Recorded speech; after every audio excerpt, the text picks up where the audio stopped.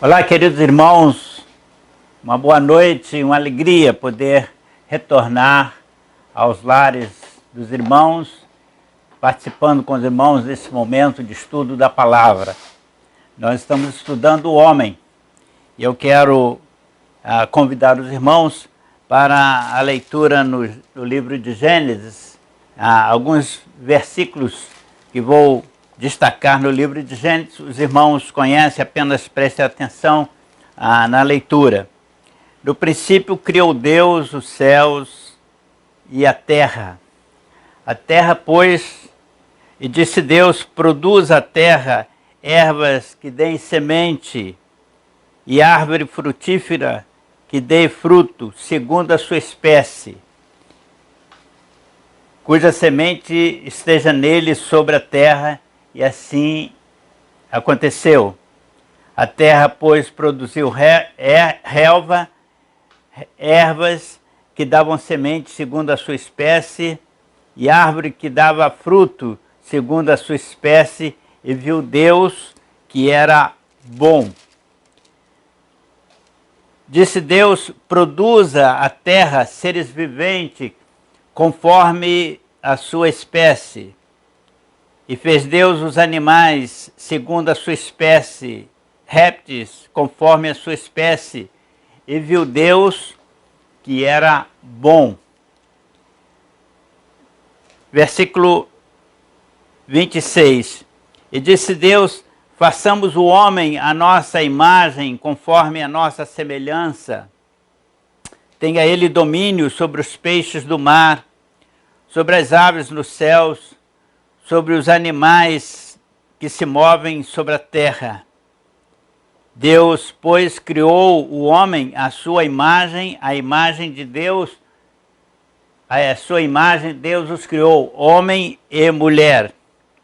E Deus abençoou e disse, sede fecundos, multiplicai-vos, enchei a terra, sujeitai-a, dominai sobre os peixes do mar, sobre as aves dos céus e sobre todo o animal que se move sobre a terra.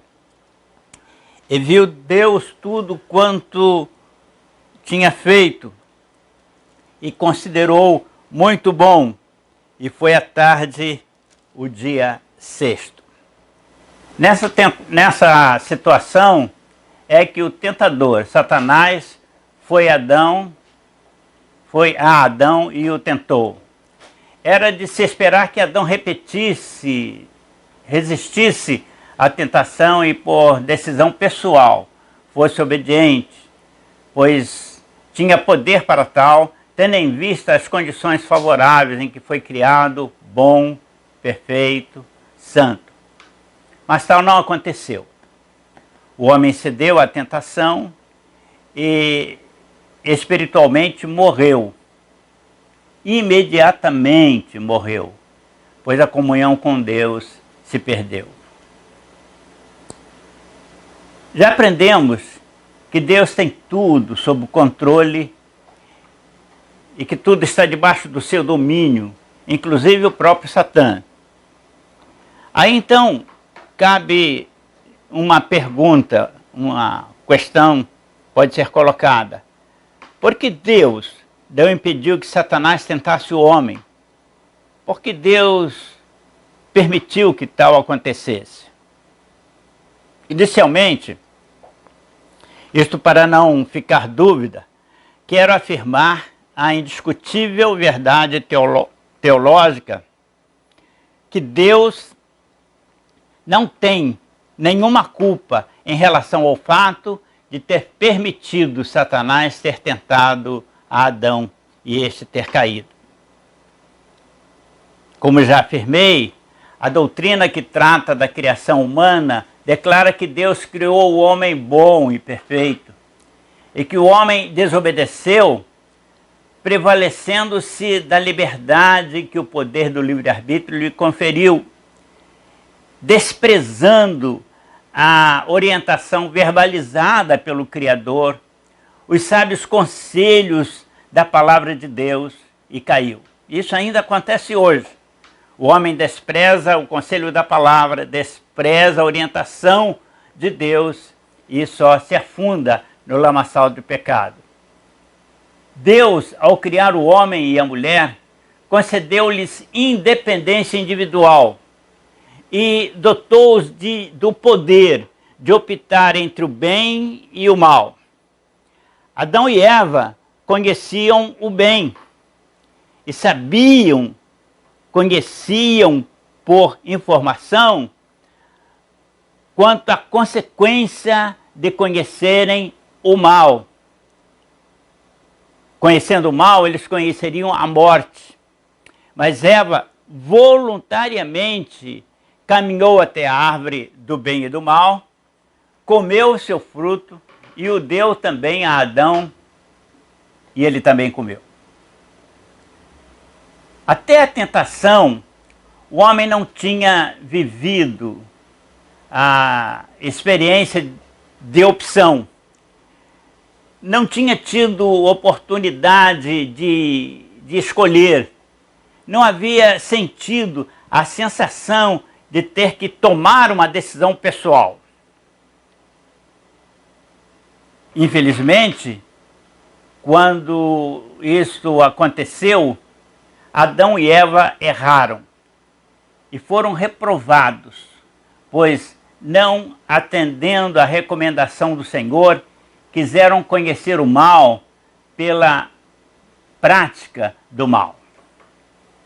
Caso o homem tivesse sido aprovado, caso o homem tivesse escolhido obedecer ao Criador e não a Satã, se ele saísse vitorioso da prova da tentação satânica, nós viveríamos para sempre espiritualmente e fisicamente, pois o caminho para a árvore da vida estaria ao nosso dispor, como estará no futuro, para os salvos resgatados do pecado. Quero ler, irmãos, Gênesis capítulo 3, versículos 22, 23 e também Apocalipse capítulo 22, versículo 2. Citei na semana passada esses dois textos, mas sem fazer a leitura. Capítulo 3 de Gênesis, desculpe, capítulo 3 de Gênesis, versículos 22 e 23. Então disse o Senhor: o homem se tornou como um de nós, conhecedor do bem e do mal. Assim, que não estenda a mão e tome também da árvore da vida e coma e viva eternamente. O Senhor Deus, por isso, o lançou fora do jardim do Éden, a fim de lavrar a terra de onde fora tomado. E expulso o homem do jardim do Éden, colocou o Senhor querubins ao oriente do jardim e o refugir de uma espada que se revolvia para garantir e guardar o caminho da árvore da vida. E agora leio lá no livro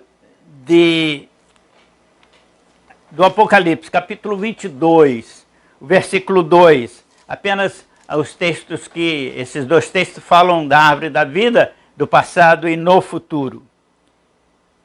Vou ler no capítulo 22, o versículo 1 e 2.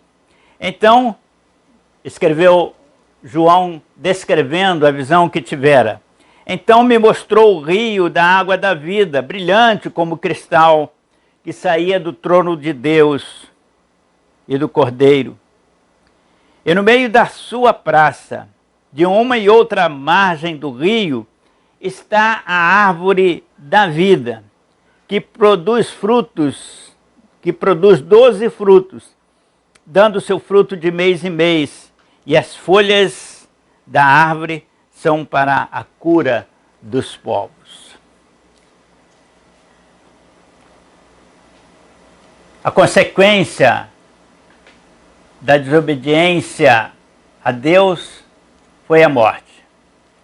Pois, diz a palavra, o salário do pecado é a morte. E isso ficou devidamente sobre isto, ficou o homem devidamente avisado por Deus. Adão não caiu porque não fora avisado. Ele foi avisado. Até a localização da árvore que poderia gerar o pecado foi mostrado. Vamos agora, irmãos, falar um pouquinho sobre a expressão morte. A expressão morte, teologicamente, deve ser explicado com dois tipos de morte. E no caso do aviso de Deus a Adão, havia esses dois tipos inseridos no aviso. Esses dois significados para a palavra morte. Teologicamente, existe a morte física e a morte espiritual. Na morte física, o corpo cessa suas funções, para com as suas atividades, fica imóvel, começa a apodrecer e tem que ser sepultado ou cremado. Ou seja, o corpo volta à terra de onde materialmente se originou e vira pó. Gênesis capítulo 3, versículo 9. Também Eclesiastes 12, versículo 7, fala sobre essa situação. A morte física é a separação do homem do seu próprio corpo. A separação da alma, do seu intelecto, da sua mente, do seu eu. A separação da alma e espírito do seu corpo.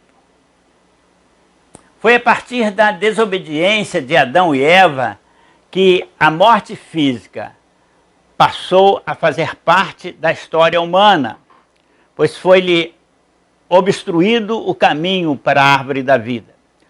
Todos nós, escrevemos a nossa história aqui, tendo como parâmetros o berço e a sepultura. Houve um berço para mim, há uma sepultura me esperando. A morte espiritual é a separação da alma humana da comunhão espiritual com Deus. A morte espiritual também faz parte da consequência do pecado. E no caso de Adão, aconteceu imediatamente após a desobediência de Adão e Eva. Ato contínuo a comerem da árvore que Deus havia proibido. Leio lá no livro de Gênesis, capítulo 3, os versículos 7 e 8. Vou ler o versículo 6 também, 6, 7 e 8. Vendo a mulher que a árvore era boa para se comer, agradável aos olhos, árvore desejável para dar entendimento, tomou-lhe do seu fruto e comeu. E deu também ao marido e ele comeu. Abriram-se então os olhos de ambos e perceberam, os olhos do entendimento, né? Abriram-se então os olhos de ambos e perceberam que estavam despidos e prepararam com folhas de figueira vestimentas para si. Quando ouviram a voz do Senhor, que andava no jardim pelo entardecer, esconderam-se da presença do Senhor Deus, o homem e sua mulher, por entre as árvores do jardim. Disse numa oportunidade desse estudo, mas em alguns capítulos atrás, que na verdade Adão e Eva não se esconderam de Deus por temor a Deus, temor no sentido de reverência, mas por medo das consequências que o pecado praticado geraria. Eles já tinham consciência de que haviam feito o errado. Morte espiritual, meus queridos, em suma, é a falência, a ausência da comunhão com Deus. Vou repetir. Morte espiritual é a falência, a ausência da comunhão com Deus. Por isso, afirmamos do púlpito que aqueles que não têm comunhão com Deus, não estão em comunhão com Deus e estão envolvidos com o pecado, estão mortos espiritualmente, porque Deus não tem comunhão com o pecado e com o coração pecador, com o coração voltado para o pecado. Eu usaria até uma expressão não muito usual. Deus não tem comunhão com o coração pecadeiro, aquele coração que gosta de pecar, gosta de repetir as atitudes de pecado. A comunhão com Deus é com aquele coração que, mesmo pecador, é um coração inclinado para a santidade, para a obediência, para a glorificação de Deus. Quero fazer uma observação. Após a morte física consumar-se para o pecador, me refiro ao pecador não remido, porque pecador todos somos, né? Mas vou usar a expressão no sentido de o pecador não remido. Então, após a morte física consumar-se para o pecador não remido, não perdoado do pecado, essa separação alma e espírito de Deus se torna eterna. Isto é, a alma humana fica fora dos domínios celestes e de Deus eternamente. A chance do homem redimir-se do seu pecado e passar a ter comunhão com Deus é enquanto vive fisicamente, corpo, alma e espírito, pois foi nessa condição que Adão pecou contra Deus. Adão pecou enquanto vivia fisicamente, vivia sua alma e ele tinha comunhão com Deus. Ele pecou nessa situação. Então, é nessa mesma situação aqui, nesse espaço de tempo muito pequeno de vida, é que nós temos que nos ajustar com Deus para então vivermos eternamente com Deus. A morte espiritual eterna é a condenação pelo pecado que distancia a alma do homem de Deus. E aí, quero ler ainda alguns textos para a nossa rápida reflexão ou para informação aos nossos, especialmente aos nossos amigos ouvintes. Livro de Gênesis, me permitam eu tomar um pouquinho d'água.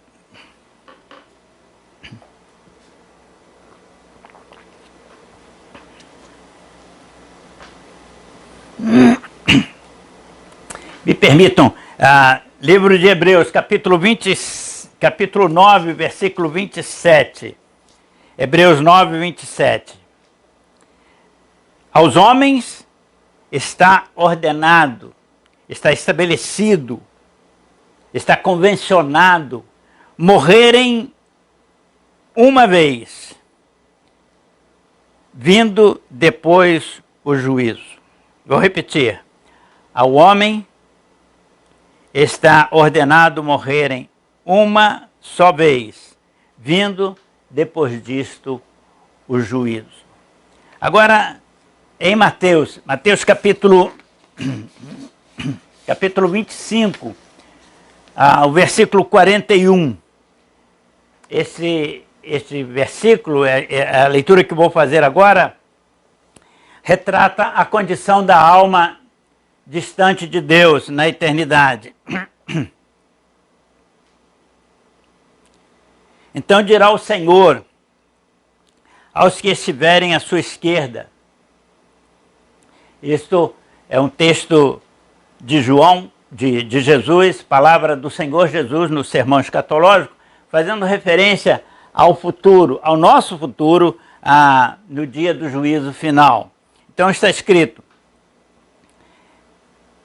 então dirá o Senhor aos que estiverem à sua esquerda: apartai-vos de mim, malditos para o fogo eterno, preparado para o diabo e seus anjos. Em outro momento desse mesmo sermão, Jesus fala que sobre o lago de fogo, onde serão lançados Satanás, a besta e o falso profeta. E lá estarão também aqueles homens que partirem daqui mortos espiritualmente, e aí então, naquela situação, mortos eternamente. O que podemos entender do texto é que a morte não é o aniquilamento, o desaparecimento.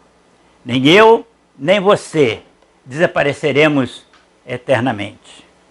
Uns estarão vivos na presença do Senhor, dentro daquele contexto que o Senhor planejou lá,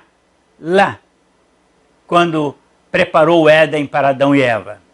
E outros, num contexto de falência espiritual, de vazio espiritual, de sofrimento espiritual e de certeza de nunca mais terem oportunidade de se acertarem com Deus, Criador de todas as coisas.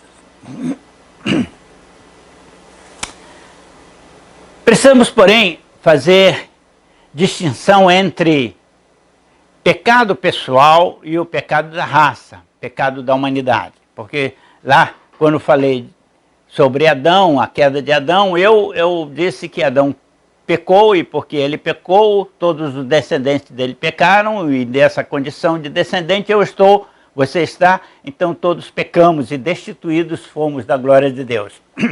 Quero agora fazer distinção entre o que é o pecado da raça, praticado por Adão, e o pecado que cabe a mim responder por ele. A teologia distingue essas duas classes de pecado.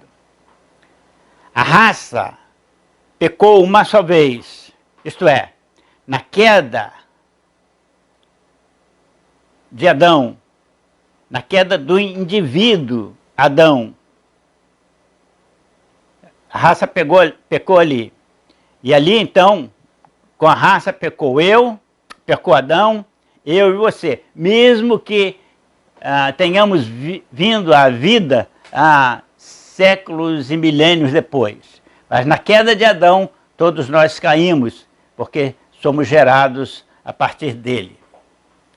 Pode-se chamar o primeiro pecado cometido por Adão de pecado da raça. Os demais pecados cometidos por ele, Adão, são considerados pecados dele, pecados pessoais. Então, uma coisa é o pecado lá, de toda a raça, e outra coisa é o pecado que Adão cometeu depois, pela tendência de praticar o pecado, os pecados que eu pratico pela tendência carnal de se inclinar para o pecado, e é nesse ponto que acontece a disciplina espiritual para não pecar, para não desagradar a Deus, e aí então a questão da salvação. A teologia, então, distingue essas duas classes de pecados. Como sabemos, Adão era um indivíduo, e no princípio ele e Eva eram também a raça, e dele todos somos descendentes. Por isso a teologia faz distinção entre o primeiro pecado cometido por Adão e os demais pecados cometidos por eles. O pecado da raça é nosso também, mas o pecado individual cometido por eles é de responsabilidade deles e não nos pertence. Estou repetindo para ficar bem claro na mente de vocês. É por Deus nos imputar o pecado da raça. Presta atenção nisso aí, por isso estou repetindo. É por Deus nos imputar o pecado da raça que precisamos de Jesus para nos limparmos dele. O sangue de Jesus Cristo nos purifica desta inclinação para o pecado, do pecado da raça. E por nós imputar o pecado individual, precisamos obedecer a sua palavra para não cometê-los. Veja bem, Jesus veio e morreu na cruz para tirar aquele peso do pecado cometido lá atrás, aquela primeira desobediência do homem lá atrás, quando virou as costas para Deus, dizendo: o homem deseja fazer a sua vontade.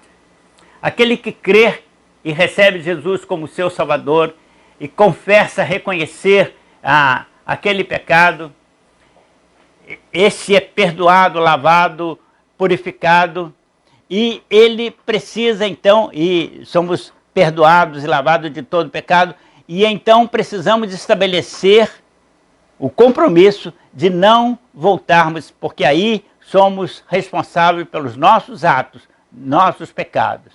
Isso fica bem explicado. Então, repito aqui, é por Deus nos imputar o pecado da raça que precisamos de Jesus para nos limparmos dele. E por nos imputar o pecado individual, precisamos obedecer a sua palavra para não cometê-los.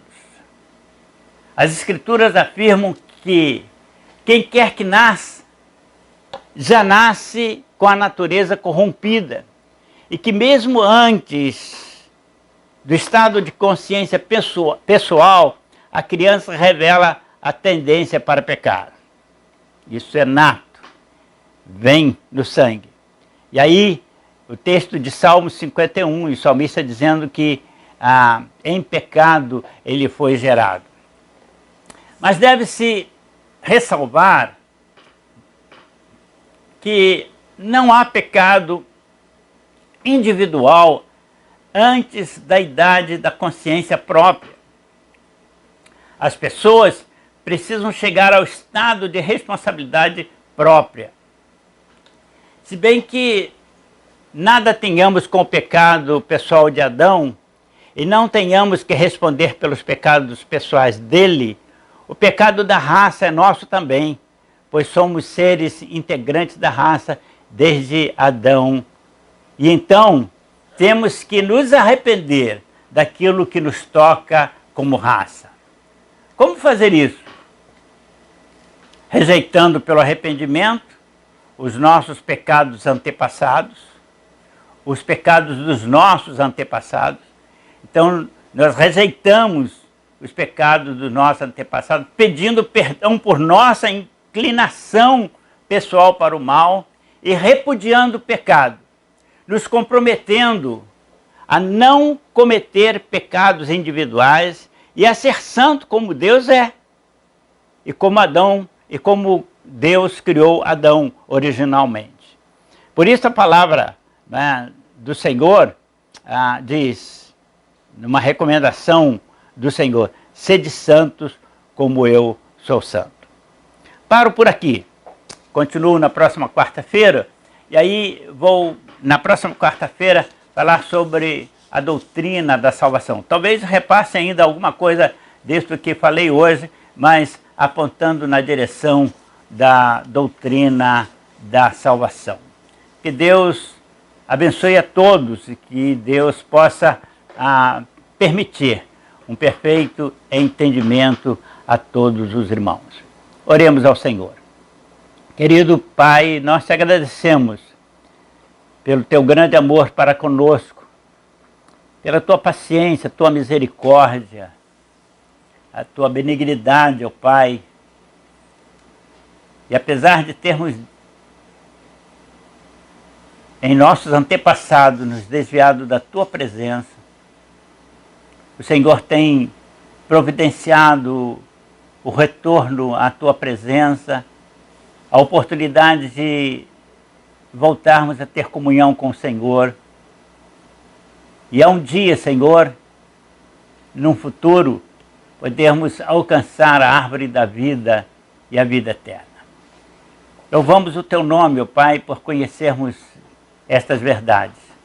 Permita-nos, ó Pai, inteligência, capacidade para transmitir com segurança estas verdades a outros que não a conhecem, para que eles possam ser alcançados também pelo plano de salvação. que o Senhor tem para todos nós.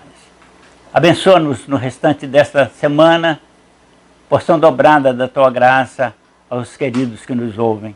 Oramos em nome de Jesus. Amém.